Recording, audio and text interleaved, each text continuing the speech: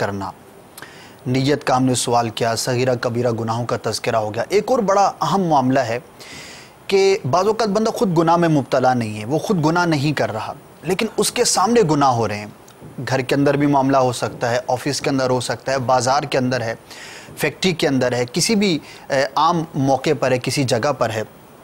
اب کسی کے سامنے اگر گناہ ہو رہا ہو اور وہ اس کو منع نہ کرے، یا اس سوال کو میں مزید یوں عام کروں گا کہ اگر کسی کے سامنے گناہ ہو رہا ہو تو اس کے لیے کیا احکامات ہیں دیکھنے والے کے لیے؟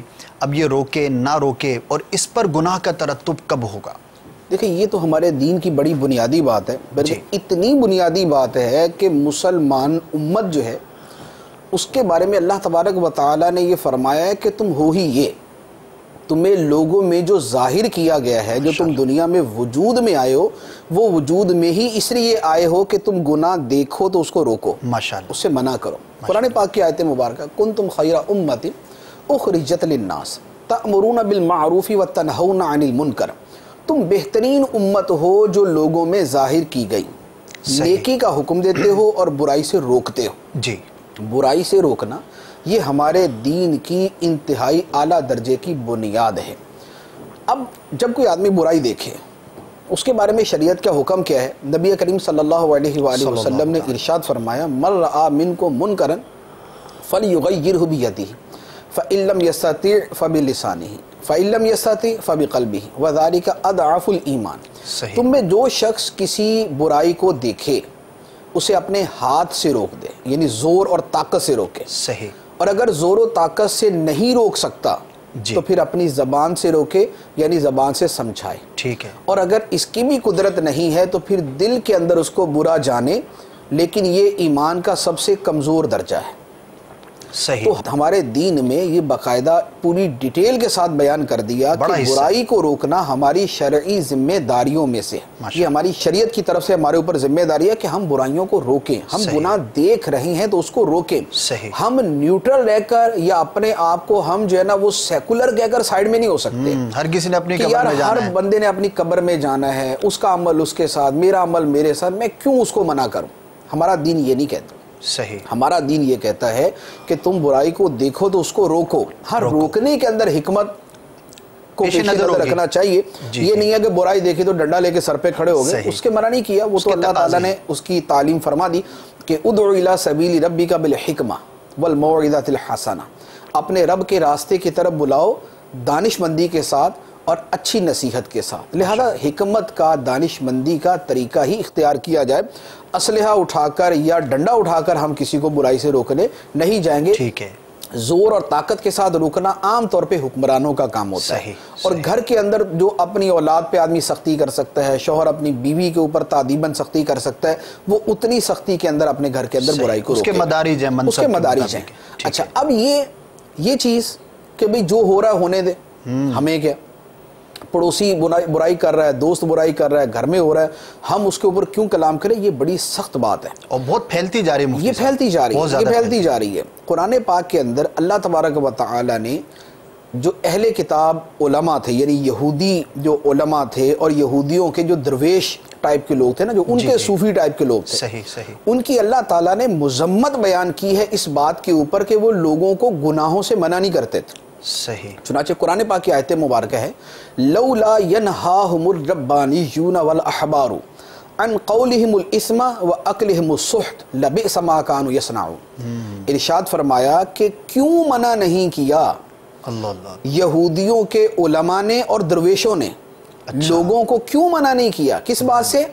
کہ لوگ گناہ کی بات کرتے تھے اور حرام کھاتے تھے۔ صحیح، تو علماء نے اور درویشوں نے لوگوں کو حرام کھانے سے اور گناہ کی بات کہنے سے کیوں منع نہیں کیا؟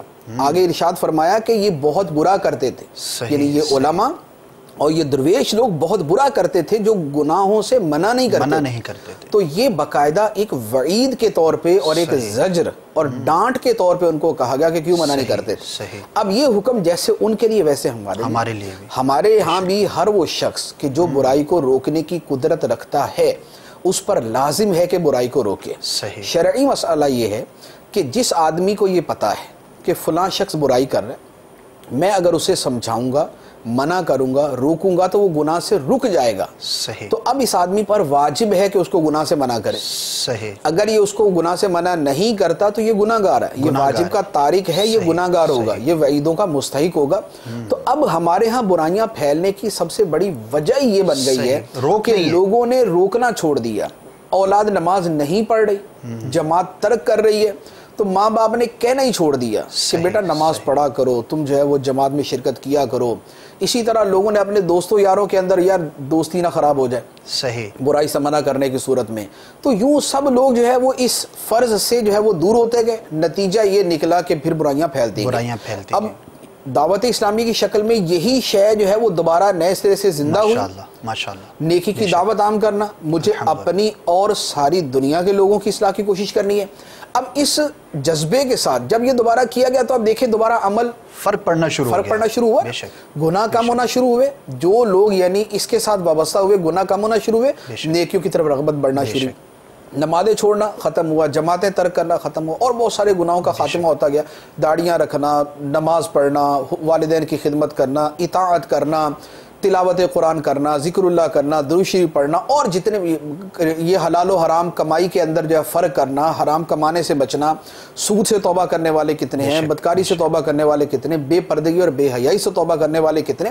تو یہ کیا ہوا؟ وہی کہ جب نیکی کی دعوت کا سلسلہ دوبارہ شروع ہوا تو تبدیلی آنا شروع ہوئی. وہی مسلمان، وہی معاشرہ، اس کو چھوڑ دیا گیا. تو نتیجہ یہ تھا کہ برائیاں پھیلتی جا رہی تھیں. ابھی بھی پاکستان کے اندر بھی یا دنیا میں جس علاقے کے اندر نیکی کی دعوت دینے والے اور برائی سے منع کرنے والے نہیں ہیں، وہاں پر برائیاں تیزی سے بڑھ رہی. اور جہاں پر نیکی کی دعوت دینے والے موجود ہیں وہاں برائیاں اتنی تیزی سے کم ہوتی جا رہی. تو لہذا ہمارے دین کی بنیادی تعلیم ہے نیکی کی دعوت کو عام کرنا، اپنی اور دوسروں کی اصلاح کی کوشش کرنا، گناہوں سے روکنے کی کوشش کرنا. تو لہذا جو گناہ کو دیکھے جس حد تک ممکن ہو وہ اس گناہ سے ہمارے ہاں بہت مرتبہ ایسا ہوتا ہے جیسے آپ ایک عام سی چیز کے جس کو ہم بالکل صرف نظر کر کے گزر جاتے ہیں. جی، لوگ لڑ رہے ہیں آپس کے اندر، گالیاں دے رہے ہیں. جی، کوئی آدمی ہمت نہیں کرتا کہ جا کے ان کو یہ سمجھا دے کہ دیکھو یار اب لڑائی نہیں کرو. صحیح.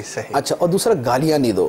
گالی دینا جو ہے نا یہ گناہ بھی ہے اور یہ بہت اخلاقیات کے برخلاف چیز ہے.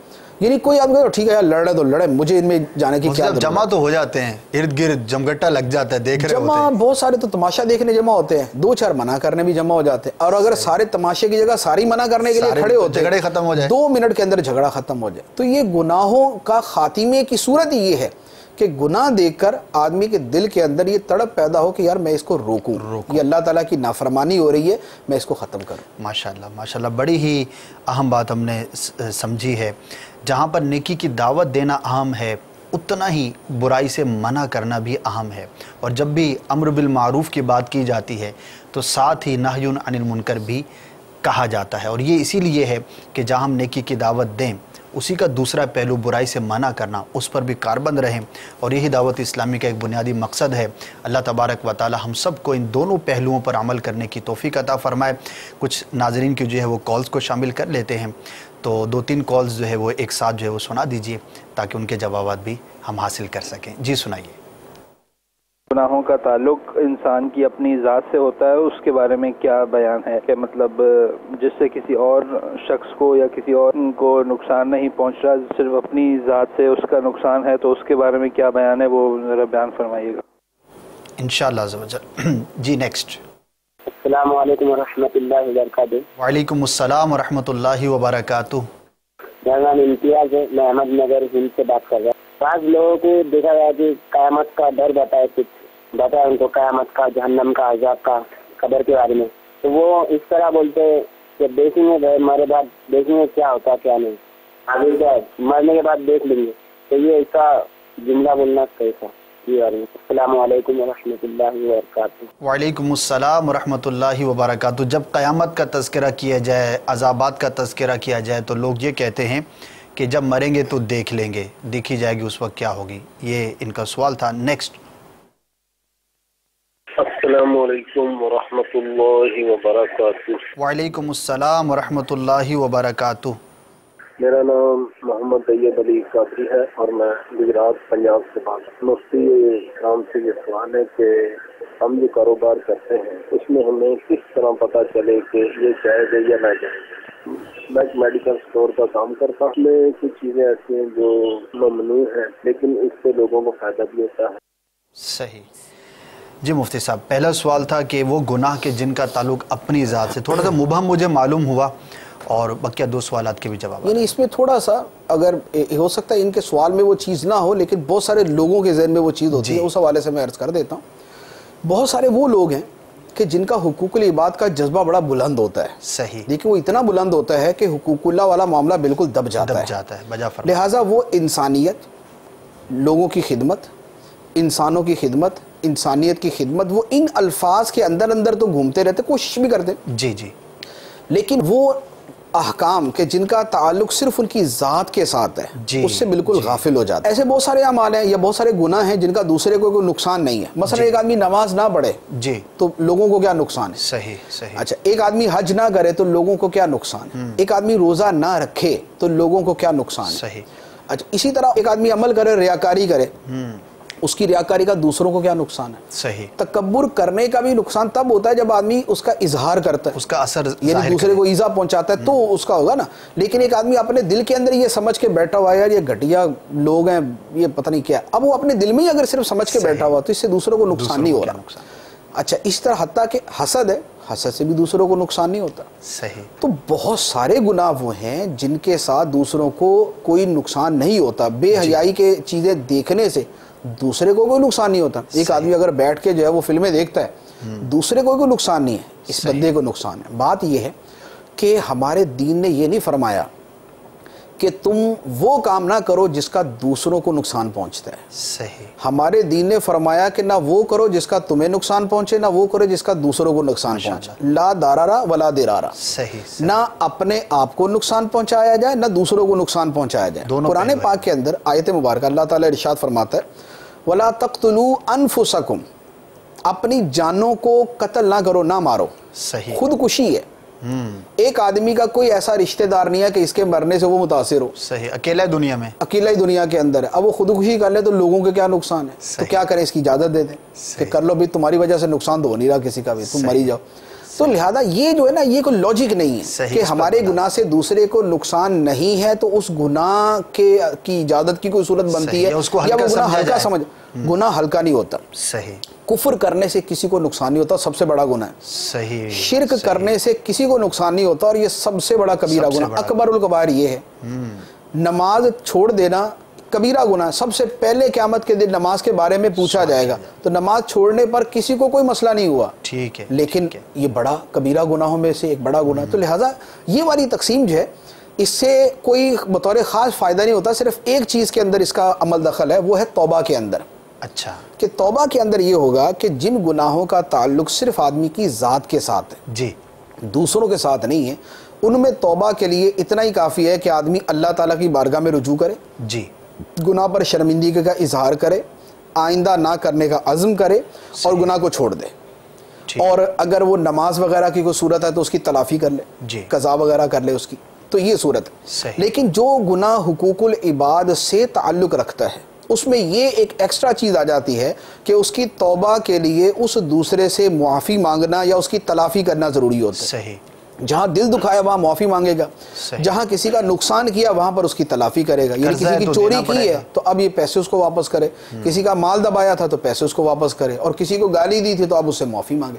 تو حقوق العباد اور حقوق اللہ میں توبہ کے اعتبار سے تو فرق ہے. صحیح. گناہ ہونے نہ ہونے کے اعتبار سے دونوں کے اندر کوئی فرق نہیں ہے. دونوں سے بچنا برابر درجے کا ضروری ہے. اللہ تعالیٰ نے ارشاد فرمایا یا ایھا الذین آمنوا قوا انفسکم واہلیکم نارا، اپنی جانوں کو اور اپنے گھر والوں کو جہنم کی آگ سے بچاؤ جس کا ایندھن آدمی اور پتھر ہیں. پہلے اپنی جان کا تذکرہ. اپنی جان کو بچانے کے اندر یہ نہیں ہے کہ صرف ان گناہوں کی وجہ سے تم جہنم میں جاؤ گے جو جس کا دوسروں کو نقصان پہنچے گا. گناہ ذاتی ہیں یا گناہ دوسروں سے تعلق رکھنے والے ہیں، بہر صورت وہ جہنم میں لے جانے والے ہیں اور ان سے بچنا ضروری ہے اور بچنے کا حکم ہے. ماشاءاللہ. مفتی صاحب دوسرا سوال تھا کہ جب قیامت کا تذکرہ کیا جائے، جہنم کا تذکرہ کیا جائے تو بعض لوگ یہ کہتے ہیں کہ یار جب موقع آئے گا تو اس وقت دیکھ لیں گے یا دیکھی جائے گی. یہ جو کانسیپٹ ہے اور یہ جو ایٹیٹیوڈ ہے یہ تو بڑا خطرناک قسم کا ہے. بہت مرتبہ یہ تو سیدھا کفر ہو سکتا ہے نا. یعنی یہ تو جرت ہے اور بے خوفی ہے اور نڈر پن ہے اور اللہ تعالیٰ کے عذاب کا استخفاف ہے، یعنی اسے ہلکا سمجھنا ہے، چھوٹا معمولی سا سمجھنا ہے کہ کوئی بات نہیں ہے، یہ تو اس طرح کی بات ہے۔ اور ایسی باتیں قرآن پاک کے اندر کفار کی طرف منسوب ہیں، یعنی یہ کافر کہا کرتے تھے، جب کافروں کو یہ کہا جاتا تھا کہ بھئی یہ جو ہے وہ قیامت آئے گی، حساب دینا ہے، تو وہ کہتے جب آئے گی دیکھا جائے گا۔ یہ جملہ اصل میں تو کافروں کا ہے، لہذا اس اعتبار سے تو بہت سنگین معاملہ ہے۔ اب اگر کسی کے جملے بولنے کا انداز یا اس کی نیت ایسی ہے کہ جو اس کو کفر سے نکال دیتی ٹھیک ہے، تو بھی بذات خود جو ہے یہ جملہ انتہا درجے کا کبھی ہے کہ بہرحال اس میں وہ اللہ تعالیٰ کے عذاب کی تخفیف و تحقیر کا مفہوم جو ہے نا وہ بڑا واضح طور پہ نظر آتا ہے۔ اور دوسرا یہ ایک احمقانہ سا جملہ ہے، ایک آدمی مثال کے طور پہ سیلاب آیا ہوا ہے، سیلاب کا آنا یقینی ہے، یعنی پتہ ہے کہ بھئی پچھلے علاقے تک پہنچ چکا ہے اور اس کا رخ ہماری طرف، ریڈ الرٹ کر دیا، ایک آدمی بول رہا ہے آئے گا تو دیکھ لیں گے، تو یہ عقل مند ہے جو کہہ رہا آئے گا تو دیکھ لیں گے۔ ایک آدمی کے گھر میں 10 کمرے ہیں اور وہ گھر کو آگ لگ گئی، ابھی اس کے کمرے تک آگ نہیں پہنچی لیکن 10 منٹ میں پہنچ جائے گی، یہ بولے گا آئی تو نہیں نا، آئے گی تو دیکھ لیں گے، تو اس کو کون دنیا میں عقل مند کہے گا؟ اب جیسا یقین سیلاب کے آنے کا یا آگ کے پہنچنے کا ہے، اگر قیامت پر ایسا یقین ہی نہیں ہے کہ اب پتہ نہیں آنی یا نہیں ہے، غیب کی بات ہے، پتہ نہیں ہو یا نہ، پھر تو وہ ایمان سے خارج ہے کہ اس نے قیامت کو مانا نہیں۔ قیامت کو ماننے کا مطلب یہ ہے کہ قطعی طور پہ اس کا یہ عقیدہ ہو کہ ایک دن ایسا آئے گا جس میں اللہ تعالیٰ نے بندوں کو دوبارہ زندہ کرنا ہے، ان سے حساب لینا ہے۔ تو اگر تو عدم یقین کی وجہ سے یہ جملہ کا، پھر دار اسلام سے خارج۔ صحیح، عدم یقین نہیں ہے تو پھر یہ ہے کہ اس طرح کرنے والا، ایک معارضے کے طور پہ عرض کر رہا ہوں کہ دنیا کے اندر یہ کرے کہ کوئی بھی تباہی ہے، گاڑی آ رہی نا، ابھی دور ہے نا، ابھی آئی تو نہیں نا میرے پاس، روڈ کے درمیان میں کھڑا ہو جائے اور بول دے ابھی تو دور ہے، آئی تھوڑی ہے، جب آئے گی تو دیکھیں گے۔ تو جب دنیا کے کسی بھی معاملے کے اندر جو نقصان دہ ہے اس میں یہ معاملہ نہیں کیا جاتا تو پھر آخرت کے بارے میں ایسی جرأت و بے باکی بڑی خطرناک ہے، بڑی خطرناک ہے۔ اللہ تعالیٰ محفوظ فرمائے۔ تیسرا سوال تھا ہمارے سائل کا کہ انہوں نے اپنا بتایا کہ میں میڈیکل کا کام کرتا ہوں، میڈیکل اسٹور کا۔ جنرلی بھی پوچھا کہ کاروبار کے بارے میں کیسے پتہ چلے کہ یہ جو کام میں کر رہا ہوں وہ گناہ ہے یا نہیں ہے، اور کچھ ادویات کے بارے میں بھی پوچھا۔ دیکھیں یہ تو ہر چیز کو جدا جدا کر کے ہی بیان کیا جا سکتا ہے۔ کاروبار کا مجموعی معاملہ تو یہ ہے کہ جو کاروبار کے شرعی مسائل ہیں وہ سیکھے جائیں۔ ٹھیک ہے، ہمارے ہاں جیسے تجارت کے احکام، ایک ہمارا ایک کورس بھی ہوا تھا، یہ اپنا یہاں فیضان مدینہ میں نیچے آپ کو یاد ہوگا، اس کا نام غالباً تھا تجارت کے شرعی احکام کے حوالے ہی سے تھا وہ۔ اس کی سی ڈیز موجود ہے نا، 5-6 سی ڈیز کا سیٹ ہے پورا، اس کو سن لیا جائے کیونکہ اس میں جو احکام بیان کیے گئے تھے وہ مجموعی طور پہ تقریباً ہر کاروبار ہی اس میں بنیادی لے لیا گیا تھا، یعنی تجارت کی بنیادی چیزیں جو ہیں اس میں بیان کر دی، وہ ہر کاروبار پہ اپلائی ہو سکتی ہیں۔ تو لہذا پہلے تو یہ ہے کہ ان سی ڈیز کو حاصل کر کے یہ سن لیں، اچھی طرح سن لیں۔ دوسرے نمبر پر یہ ہے کہ جو ان کے معاملات ہیں یہ باقاعدہ کسی دارالافتاء میں، جیسے ہمارے دارالافتاء اہل سنت یہاں کراچی میں ہے، حیدرآباد میں، لاہور، فیصل آباد، راولپنڈی، سرگودا، یہاں پر ہیں، تو یہاں پر جو ہے وہ باقاعدہ جا کر اپنے مسائل بیان کر کے ان کا حکم پوچھ لے۔ ٹھیک ہے۔ اور تیسری صورت وہ یہ ہے کہ جیسے ہمارے یہ ٹیلی فون نمبرز موجود ہیں، دارالافتاء اہل سنت کے ٹیلی فون نمبر موجود ہیں، تو وہ جو 4 نمبر ہیں ٹیلی فون کے، ان پر وقتاً فوقتاً جب جو مسئلہ پیش آئے فون کر کے اس کے بارے میں معلومات حاصل کر لے۔ بعض لوگ میڈیکل پر وہ کام کرتے ہیں کہ ان کا یعنی وہ میڈیکل اسٹور کے مالک ہوتے ہیں، بعض نوکری کرتے ہیں، نوکری کے حوالے سے وہ جو اجارے کے مدنی پھول ہیں وہ رسالہ امیر اہل سنت کا جو ہے نا اس کا مطالعہ کریں، کیونکہ اس کے ذریعے جو ہے نا وہ کافی ساری نوکری سے متعلقہ جو احکام ہے وہ پتہ چل جائیں گے۔ ماشاءاللہ یہ رسالہ بھی حاصل کریں اور یہ ویب سائٹ پر بھی آپ کو انشاءاللہ ضرور میسر ہو جائے گا۔ مفتی صاحب کیا گناہوں کا ایمان پر بھی اثر ہوتا ہے؟ ماشاءاللہ کئی لوگ ہیں، بلکہ ہر مسلمان کے بارے میں حسن ظن ہے کہ ایمان کے معاملے میں بہرحال اس کو جب کہا جائے کہ دیکھو یہ تمہارے ایمان کے لیے نقصان دہ ہے تو اس کو ذرا جھٹکا لگتا ہے۔ تو میسیج میں بھی یہ سوال آیا تھا کہ گناہ کیا ایمان کے لیے بھی نقصان دہ ہوتے ہیں؟ دیکھیں ایمان کے لیے یوں نقصان دہ ہیں کہ ایمان کی نورانیت جو ہے اسے ختم کر دیتے ہیں۔ جیسے ایک حدیث مبارک ہے کہ جب کوئی آدمی بدکاری کرتا ہے تو اس وقت اس کا ایمان جو ہے وہ اس سے نکل کر اس کے سر کے اوپر جو ہے نا وہ بلند ہو جاتا ہے، یعنی اس کا ایمان اس سے نکل جاتا ہے۔ صحیح۔ جب وہ آدمی چوری کرتا ہے تو اس کا ایمان اس میں سے نکل جاتا ہے۔ یہ احادیث مبارک میں مضمون موجود ہے، تو لہذا یہ ایمان پر تو اثر ہے۔ صحیح۔ حقیقت ایمان جو ہے کہ تصدیق جسے کہا جاتا ہے وہ تو دل سے نہیں نکلتی، صحیح، لیکن ایمان کی نورانیت، اس کی مٹھاس، اس کی لذت، اس کا سرور اور اس کی جو برکت ہے وہ بہرحال آدمی سے نکل جاتی ہے، اور اس پر ایک نہیں، اس پر 20 احادیث ہیں۔ جیسے بہت ساری وہ حدیثیں نا کہ جس نے، جیسے تمہیں کوئی شخص مسلمان نہیں ہو سکتا جب تک وہ یہ نہ کرے، جب تک وہ یہ نہ کرے، جب تک وہ یہ نہ کرے، تو یہ ساری چیزیں ایمان کی نورانیت کو جو ہے وہ ختم کر دیتی۔ ٹھیک ہے، ایک بات۔ دوسری بات یہ ہے کہ گناہ کی وجہ سے دل کے اوپر زنگ لگتا ہے، یہ قرآن پاک میں بھی ہے، یہ حدیث کے اندر۔ قرآن پاک کی آیت مبارکہ ہے، اللہ تعالیٰ نے ارشاد فرمایا کلا بل ران علی قلوبہم ما کانوا یکسبون، کہ ہرگز نہیں بلکہ لوگوں کے اعمال کی وجہ سے ان کے دلوں پر زنگ چڑھ گیا۔ صحیح، بل رانا علی قلوبہم ما کانوا یکسبون، لوگوں کے اعمال کی وجہ سے ان کے دلوں پر زنگ چڑھ گیا۔ تو اس سے پتہ چلا کہ گناہوں کی وجہ سے دل پر زنگ چڑھ جاتا ہے، اور اس زنگ کی تفصیل جو ہے وہ حدیث مبارکہ کے اندر بیان فرمائی گئی۔ سرکار دو عالم صلی اللہ علیہ وآلہ وسلم نے ارشاد فرمایا کہ آدمی جب گناہ کرتا ہے اس کے دل کے اوپر ایک سیاہ نقطہ لگ جاتا ہے، اگر وہ توبہ استغفار کر لیتا ہے تو نقطہ مٹ جاتا ہے، اور اگر وہ توبہ نہیں کرتا اور گناہ مسلسل کرتا رہتا ہے تو یہ سیاہ نقطے دل پر بڑھتے رہتے ہیں حتیٰ کہ پورا دل جو ہے وہ سیاہ ہو جاتا ہے۔ اور فرمایا کہ یہ ہے وہ رانا جو قرآن پاک کے اندر مذکور ہے۔ تو لہذا یہ ایمان پر اثر جو ہے اس اعتبار سے ہے۔ اس کا پھر آگے نقصان ہی ہوتا ہے۔ امام غزالی رحمۃ اللہ علیہ نے بیان فرمایا ہے کیمیا سعادت کے اندر، ارشاد فرمایا کہ ایمان جو ہے یہ درخت کی طرح ہے، صحیح، اور گناہ جو ہے یہ آندھی اور طوفان کی طرح ہے۔ گناہوں کی آندھیاں ایمان کے درخت کو اکھیڑ دیتی، جیسے آندھی کی وجہ سے درخت گر جاتا ہے اور بالکل وہ ملیا میٹ ہو جاتا ہے، اسی طریقے سے گناہوں کی آندھی، گناہوں کی وجہ سے ایمان کا درخت بھی خشک ہو کے گرنے پر پہنچ جاتا ہے اور بعض اوقات گر بھی جاتا ہے۔ اور یہ آپ کے سامنے ہے وہ آدمی جو نمازی ہے، خوف خدا رکھنے والا ہے، عمل کا جذبہ رکھنے والا ہے، شریعت پر عمل کرنے والا ہے، حلال و حرام کی پرواہ کرنے والا ہے، وہ اگر اس سے کبھی گناہ ہو جائے تو اس پہ اتنا اثر نہیں پڑتا، وہ توبہ کی طرف آ جاتا ہے، وہ کوئی اور کچھ کر لے گا۔ لیکن جو شخص مسلسل گناہوں میں منہمک ہے، یعنی غرق ہے، مشغول ہے اور ڈوبا ہوا ہے، وہ بڑھتے بڑھتے بڑھتے بعض اوقات وہ کفر تک جا پہنچتا ہے۔ یہ ہمارے سامنے اس کی ایک نہیں ہے، 20 مثالیں ہوں گی کہ گناہوں کی کثرت کی وجہ سے آدمی کے دل سے ایمان کی اہمیت جو ہے وہ ختم ہوتی جاتی، وہ ختم ہوتے ہوتے ہوتے ہوتے جو ہے ایک دن ایسا آتا ہے کہ بعض اوقات پھر شیطان اسے کفر کے اندر بھی معاذ اللہ مبتلا کر دیتا ہے۔ تو یہ بہت بڑا نقصان ہے، دل کے اوپر زنگ کا چڑھ جانا، ایمان کی نورانیت کا ختم ہو جانا، ایمان کی روحانیت کا ختم ہو جانا، یہ گناہوں کا نقصان ہے۔ تو اس زنگ کا ازالہ جو ہے وہ ضروری ہے، بہت ضروری ہے۔ اللہ تعالیٰ ہمیں توبہ کی توفیق عطا فرمائے، ورنہ جو کیفیت مفتی صاحب نے بھی بیان کی، اس طرح معاملات ہوتے ہیں، آپ نے بھی دیکھے ہوں گے کہ جب کوئی گناہوں کا بہت زیادہ عادی ہو جاتا ہے تو پھر ایک موقع آتا ہے کہ اس کو توبہ کی بھی توفیق نہیں ملتی، اور وہ اتنا اس پر سٹک ہو جاتا ہے اس اپنی کیفیت کے اوپر کہ پھر اس کو خود سمجھ میں نہیں آ رہی ہو کہ میں کیا کروں۔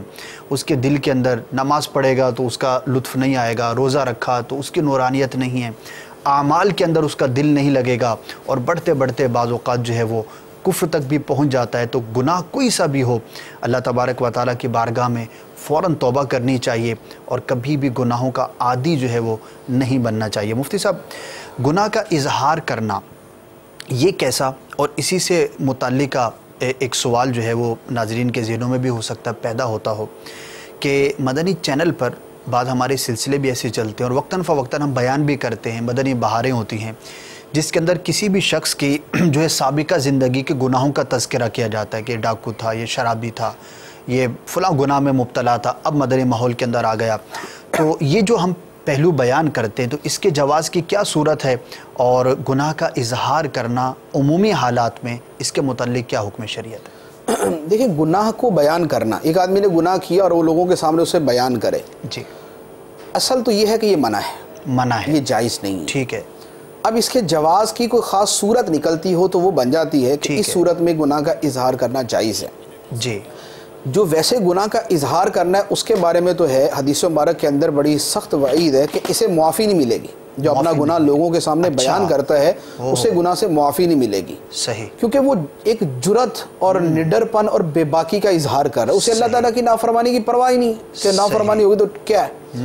اب بہت سارے دوست جو آپس میں مل کر اپنے کارنامے جب بیان کر رہے ہوتے، خاص طور پہ آج کل کا جو ہمارے اسکول کالج کا ماحول ہے، اسے ذرا تھوڑا سا جا کے کوئی ڈیٹیل میں دیکھے تو اسے پتہ چلے کہ لڑکوں کی آپس میں گفتگو کیا ہوتی ہے، لڑکیوں کی آپس میں گفتگو کیا ہوتی ہے. وہ اپنے کون سے کارنامے موبائل کے، نیٹ کے، ٹی وی کے اور دیگر چیزوں کے بیان کر رہے ہوتے ہیں. یہ جو گناہ بیان کرنے کی صورت ہے یہ حرام ہے، یہ بالکل جہنم میں لے جانے والی اور اس پر بڑی سخت وعیدیں. صحیح.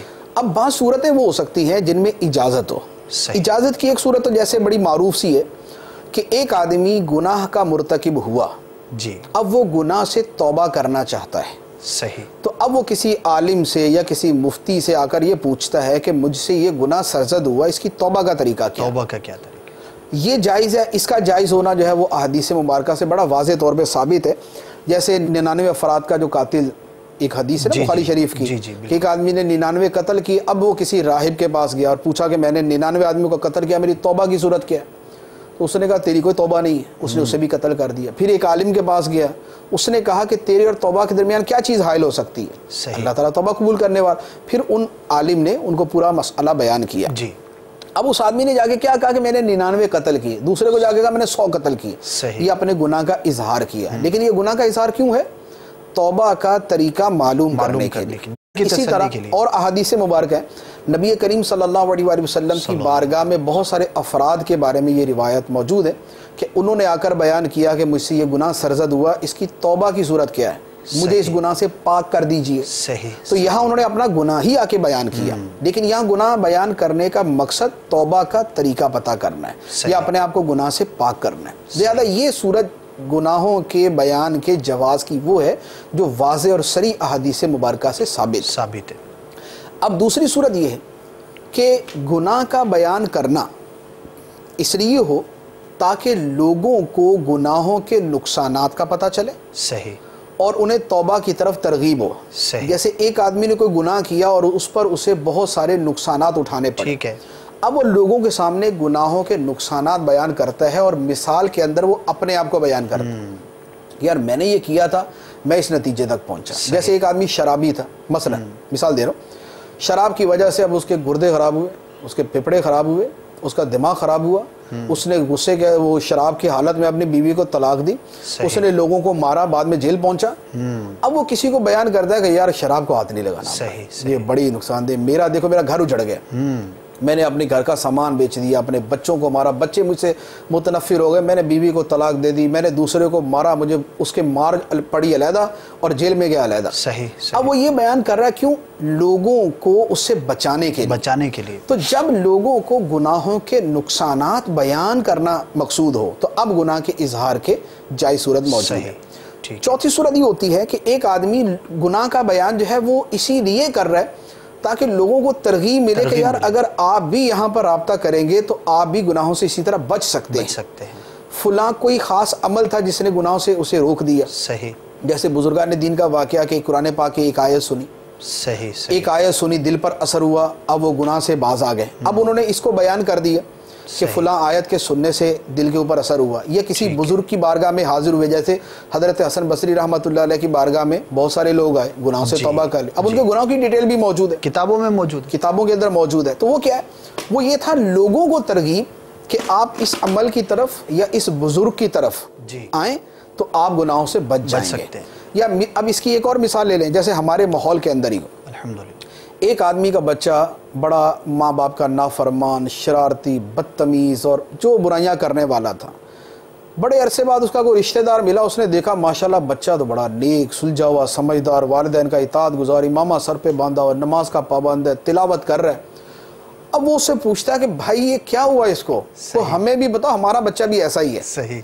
اب یہ اس کو بیان کرتا ہے کہ بھائی اس کا یہ سارے یہ معاملات تھے اس کے بیک گراؤنڈ. پھر بعد میں یہ ایک مرتبہ یہ اس کو لے گئے اسلامی بھائی اجتماع کے اندر، یہ وہاں سے واپس آیا تو یہ تھوڑا سا بدلا ہوا تھا، پھر جانا شروع کیا تو آہستہ آہستہ تبدیلی آ گئی. تو یوں جو ہے یہ ماحول کے اندر آ گیا. تو اب تم نے اپنے بچے کو بچانا تو تم بھی لے جاؤ. صحیح. یہ بیان کرنے کا مقصد کیا کہ دوسروں کے لیے نصیحت، عبرت اور ترغیب ہو. تو جہاں اچھا مقصد موجود ہے وہاں پر گناہوں کے بیان کی اجازت ہے، لیکن وہ حد کے اندر بیان کی جائے. یعنی جیسے مثال کے طور پر ایک آدمی معاذ اللہ بدکاری کرتا، اب اس میں اس کی یہ ڈیٹیل نہ بیان کرے فلاں فلاں کے ساتھ میں یہ کرتا تھا، یا میں نے ڈاکہ ڈالا تو میں نے فلاں فلاں بینک میں نہیں لوٹا ہوا موصوف نے، تو یہ والی ڈیٹیل نہ اس کے اندر بیان کرے. اس کو مبہم رکھ کے گناہوں کا اظہار کر دے اور مقصد پہ نظر رکھے، اپنی نیت کو جو ہے نا وہ حاضر رکھے. یہ نہ کہ اس کے اندر بھی ریاکاری کی نیت آ سکتی ہے کہ میں یہ گناہ کرتا تھا لیکن اب تو میں بڑا نیک بن گیا ہوں، تو یہ نیت بھی فاسد اس کے اندر نہ آئے. تو یوں گناہوں کے اظہار کی اجازت ہوتی ہے. ماشاءاللہ مفتی صاحب بہت بہت شکریہ، اللہ تعالیٰ آپ کو جزا عطا فرمائے. کچھ سوالات جو ہے وہ باقی رہ گئے ہیں اور وقت جو ہے وہ اختتام کو پہنچا، کچھ کالز بھی باقی ہیں. انشاءاللہ عز و جل آئندہ سلسلے میں اسی موضوع کو کنٹینیو کریں گے. تو اور بھی آپ جو چاہیں سوالات آپ کے ذہنوں میں ابھر رہے ہیں اسی سلسلے کو دیکھنے کے دوران، آپ ہمیں میل بھی کر سکتے ہیں، میسیج کے ذریعے بھی آپ سوال بھیج سکتے ہیں، کال بھی ریکارڈ کروا سکتے ہیں. انشاءاللہ عز و جل آئندہ اتوار کو بھی دوپہر 2 بجے ہمارا یہ سلسلہ شروع ہو جاتا ہے، تو انشاءاللہ اسی موضوع کو کنٹینیو کریں گے. مدنی چینل دیکھتے رہیے، انشاءاللہ عز و جل بہت ساری برکتیں حاصل کرنے کا موقع ملے گا. اللہ تعالی ہم سب کو گناہوں سے محفوظ فرمائے، اور آج کے سلسلے میں ہم نے جو کچھ سنا اس کے مطابق عمل کرنے کی توفیق عطا فرمائے. ہم آپ سے اجازت چاہیں گے، لیکن مدنی چینل آپ کے ساتھ ہے. کھلی اسلام کی آنکھیں ہوا سارا جہاں روشن، کھلی اسلام کی آنکھیں ہوا سارا جہاں روشن.